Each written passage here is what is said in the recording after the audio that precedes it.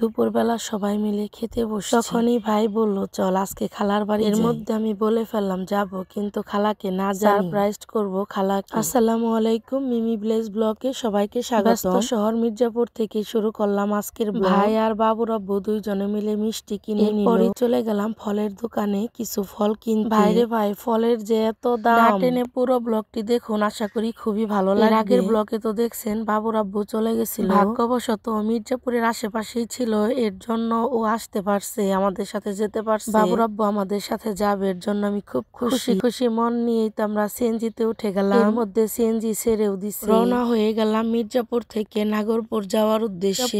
থেকে নাগরপুর সরাসরি সিএনজি যায়। আমি তো এইদিকে কোনোদিন আসি নাই, তেমন যাতায়াত নাই। বাবুর আব্বু আবার সবকিছু চিনে, এর জন্য আমাকে সব চিনাইতে চিনাইতে নিয়ে যাইতেছে। আমরা তো বিকাল করে বের হয়েছি, এর জন্য যাইতে যাইতে সন্ধ্যা নেমে গেল। এরপর বাবুর আব্বু বলল সামনে কেদারপুর ব্রিজ। সবার মুখে মুখে শুনতাম কেদারপুর ব্রিজটা অনেক সুন্দর আর অনেক বড়। সন্ধ্যাবেলায় ব্রিজটা সত্যি খুব সুন্দর লাগতাছে, আর ব্রিজটাও কিন্তু অনেক বড়। বাবুর আব্বু বলল সন্ধ্যা হয়ে গেছে, এখন আর এখানে নামতে হবে না, পরে সময় করে তোমাকে একদিন নিয়ে আসবো, এখন নামলে অনেক দেরি হবে। আবার নাগরপুর থেকেও খালাদের বাড়িতে একটু ভিতরের দিকে, এর জন্য আমাকে আর নামাইলো না। বাবুর আব্বুরে জিজ্ঞেস করলাম কেদারপুর এটা কি আমাদের টাঙ্গাইলেই নাকি? পরে বাবুর আব্বু বললো হ্যাঁ, কেদারপুর টাঙ্গাইল জেলার। আমি আর বাবুর আব্বু কিন্তু দুইজন দুই জগতের মানুষ। আমি একদমই গাড়িতে উঠতে পারি না, আর বাবুর আব্বু সারা বছরই গাড়িতে থাকতে পারে। এরপর আমরা অল্প কিছুক্ষণের মধ্যে নাগরপুর পৌঁছে গেলাম। নাগরপুর নেমে আমরা পান সুপারির দোকান খুঁজতে লাগলাম। পান সুপারির দোকান পেয়ে গেছি। আমার খালার শাশুড়ির জন্য পান সুপারি কিনে নিলাম। পান সুপারির দোকানদার ছোট হলেও কিন্তু অনেক কথা বলতে পারে। এরপর একটা অটো নিয়ে আমরা খালাদের বাড়ির উদ্দেশ্যে রওনা দিয়ে দিলাম। আমার একটা সমস্যা আছে, আমি যদি নতুন কোথাও বের হই তাহলে আমি দিক ভুলে যাই। এরপর আমি জিজ্ঞেস করলাম বাবুর আব্বুর এইটা কি এই দিক? বললো নতুন জায়গায় এসেও তুমি দিকটা ভুলো নাই। খালাদের বাড়ির খুব কাছাকাছি চলে আসছি আমরা। ওই এন্দাই রাস্তা।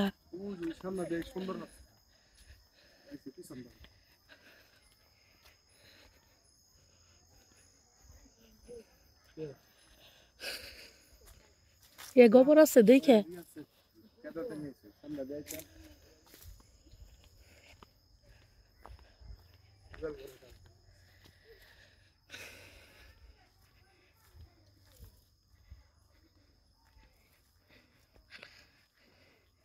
এই বাড়ি গো মানুষ বেচতে না, কটা খাইবার দিবেন না?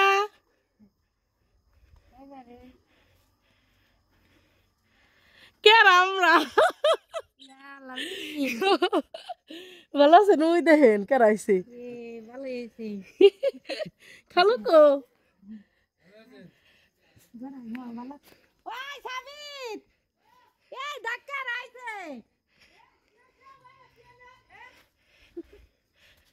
কেরাইলাম কেন আমরা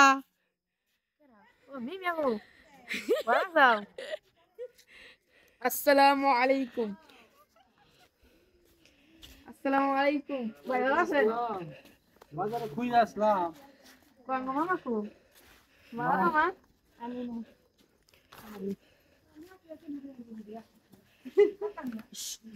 আসসালামু আলাইকুম। কেরা গো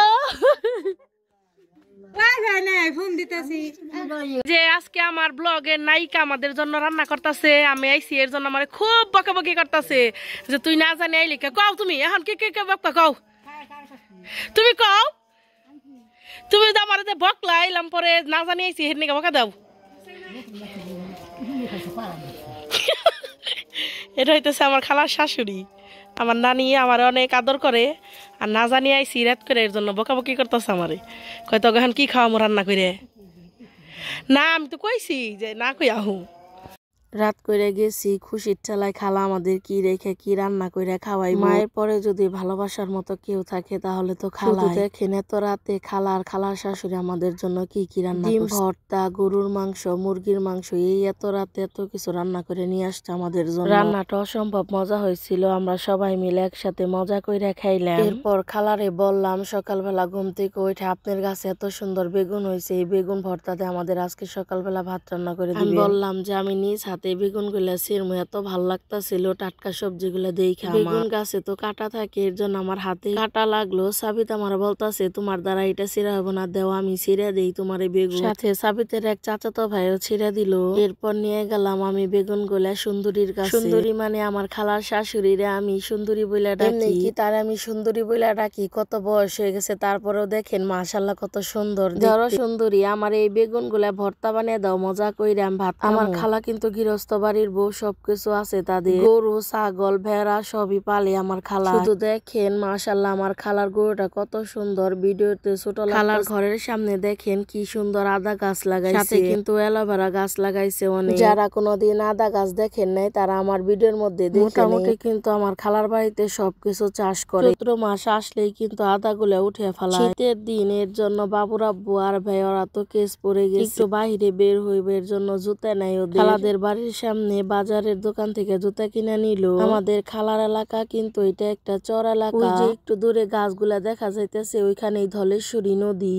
এরপরে ভাই আর বাবুর আব্বুর কাণ্ড কাহিনী দেখেন। ভাই টিকটক ভিডিও বানাইতেছে আর বাবুর আব্বু ভিডিও করে দিতেছে। কি ভঙ্গি গো দুইজনে, দেখেন কি সুন্দর, একদম পারফেক্ট নায়কের মতো অভিনয় করতেছে। এরপর বাড়িতে চলে আসার সময় দেখলাম বাজারে একটি দুধ চায়ের দোকান। বাবুর আব্বু বললো আমি দুধ চা খাবো নাকি, আমি সাথে সাথে হ্যাঁ বইলা দিলাম। এরপরে দুইজনে দুধ চা খাওয়া শুরু করে দিলাম। মগটাও সুন্দর ছিল, চাটাও খুব মজার। মধ্যে আমি দেখি মাঠের মধ্যে ঘোড়া ঘাস খাইতেছে। খালার বাড়ির এই দিকে মালামাল নেওয়ার জন্য কিন্তু ঘোড়ার গাড়ি দেখা যায়। আমাদের এলাকায় কিন্তু ঘোড়ার গাড়ি, হ্যাঁ ঘোড়ার কয়টা সিং অবশ্যই কমেন্টে জানাবে। এরপর খালার বাড়ি আইসা দেখি বাবুর্চি পরিবর্তন হয়ে গেছে। নেহা আইসা গরুর মাংস রান্না করতেছে। আমার ছোট বোন নেহার হাতের রান্নাও কিন্তু মজা আছে, মাংসটা খুব মজা করে রান্না করতে পারে। নেহারে দুষ্টামি করে বলতাছে ভালো করে কষে মাংস রান্না করবি। মাংস রান্নাটা খুবই মজা হয়েছিল। খালা পোলাও রান্না করে নিছে, আমরা সবাই মিলে খাইতে বসছি পোলাও মাংস। দুপুরে খাওয়া দাওয়ার পরে কিন্তু আমরা বের হয়ে যাব বাড়ির উদ্দেশ্যে। আসলে খালারে রেখে আসতে আমার মনটা খুব খারাপ লাগতেছিল। বাড়িতে যাওয়ার জন্য আমরা রেডি হয়ে নিছি, অটোতে উঠে গেলাম আমরা। আসলে ওই দিন আমরা থাকতাম, কিন্তু ওই যে দেখেন বাবুর আব্বু ফোনে কথা বলতাছে, ওর খুব দরকারি প্রয়োজনীয় কাজ পড়ে গেছিল, এর জন্য আমরা চলে আসছি। বাবুর আব্বু আমাদের বলছিল থাকার জন্য, কিন্তু সবাই একসাথে গেছি, ও আমাদের রেখে চলে আসবে, এর জন্য আবার একসাথেই বের। আমার খালার বাড়ির সবাই কিন্তু আমারে অনেক ভালোবাসে। খালা চাল গুঁড়া করে আনছিল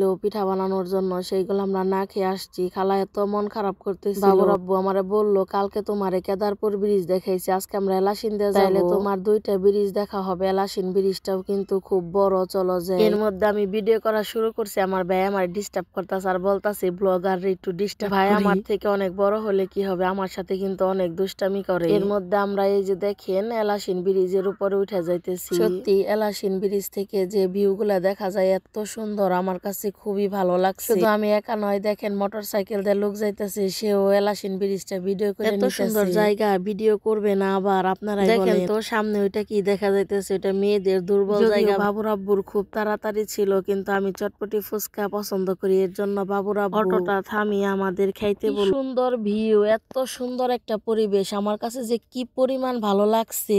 এটাও নাকি ধলেশ্বরী নদী, বিশাল বড় এক নদী এই ধলেশ্বরী। এলাসিন ব্রিজ হওয়ার আগে এখানে নাকি ফেরিতে চলাচল করতে হইতো, একটু দেরি হইতেছিল চটপটি বানাইতে, এর জন্য ভাবলাম বাবুর আব্বু রাগ করছে নাকি, একটু ডাক দিলাম, বললাম মাছটা খুলো, দেখলাম না রাগ করে না, দুষ্টামি করলাম আমার সাথে। দেখেন নিচে মানুষ কত সুন্দর বড়শি দিয়ে মাছ ধরতেছে, আর ওই যে পোলাপান খেলতেছে মনের আনন্দে। পোলাপান গুলা মনে হয় পৃথিবীর মধ্যে সব থেকে সুখী ব্যক্তি, এত আনন্দ করে খেলাধুলা করতেছে। এর মধ্যে চটপটি রেডি হয়ে গেছে, মামা আমাকে প্রথমে আমরা ফুচকা অর্ডার করছিলাম, দেখলাম ফুচকা বানাইতে একটু দেরি হইতেছে, পরে মামারে বললাম ফুচকা বাদ দিয়ে আমাদের চটপটি। সবাই মিলে চটপটি খাওয়া শুরু করে দিলাম, মোটামুটি ভালোই ছিল চটপটিটা খাইতে। চটপটি খাওয়া শেষ করে আমরা আবার গাড়িতে উঠে গেলাম বাড়িতে যাওয়ার জন্য। গতকাল বাড়ি থেকে বের হয়ে গেছিলাম, আবার আজকেও বাড়িতে যাইতেছি। আসলে মানুষ পাখির থেকে কোন অংশে কম। সত্যি রাতে জার্নি করতে খুব ভালো লাগে, রাতের রাস্তাটাও কত সুন্দর লাগতেছে। পরিবার প্রিয়জন নিয়ে ঘোরাঘুরি করতে তো সত্যি খুব ভালো। পরে বাবুর আব্বু আমাদের থেকে আলাদা হয়ে যাবে, ও দরকারি কাছে চলে যাবে। বাড়িতে কিন্তু আমরা একটা দরকারের জন্য গেছিলাম, এর জন্য বাবুরে রেখে গেছি একদিনের জন্য, আর নিয়ে যাইনি। এর মধ্যে আর মুসলমানি হয়েছে। ইন্ডিয়া থেকে এক বোন কমেন্ট করছেন মুসলমানি সম্পর্কে জানতে। আমাদের মুসলমান ধর্মে মুসলমানি দিতে হয়। আর যারা যারা আমাকে কমেন্ট করেন তাদের সবাইকে অনেক ধন্যবাদ। বাবুর আব্বু আর আমরা এখন আলাদা হয়ে যাব। এরপর একটা অটো নিয়ে আমরা বাড়িতে চলে আসলাম, অটোর মধ্যে আর ভিডিও করি না। মা বারবার ফোন করতেছিল আমরা কোন পর্যন্ত আসছে, কারণ অনেকটা রাত হয়ে গেছে। আমার কলেজের টুকরা সাদমনি আমার আমার জন্য এই যে অপেক্ষা করে আসার পরে বলতাছে মামা তুমি কি আমার জন্য গ্যাসালা বেলুন আনছো? আমি তো নতুন চ্যানেল খুলছি, প্লিজ আমাকে সবাই সাবস্ক্রাইব করবেন এবং পাশে থাকা বেল আইকনটি ক্লিক করবেন সবার আগে নোটিফিকেশন পেতে। সবাই ভালো থাকবেন, সুস্থ থাকবেন, আল্লাহ হাফেজ, আসসালামু আলাইকুম।